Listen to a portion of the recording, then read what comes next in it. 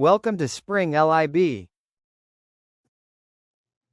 So, 1 kiloton of TNT produces 4.2 into 10 power 12 joules of energy, which means, as in the question, the 20 kilotons of TNT produces 4.2 into 10 power 12 times 20 kilotons of energy.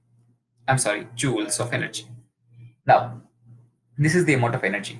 If you remember the formula for heat and temperature, the amount of heat given to a substance is equal to its caloric capacity times delta T times mass, which means the change in temperature is heat divided by the caloric capacity times mass.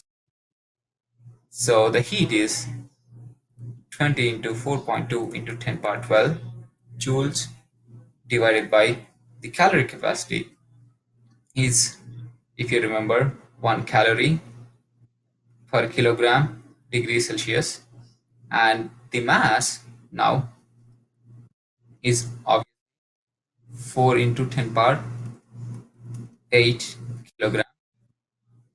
And obviously, to convert kilocalories into joules, we use the factor that 1 kilocalorie is equal to 4184 joules.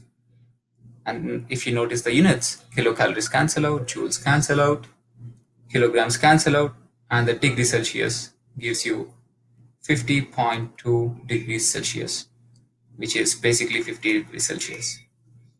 You can simply plug these numbers into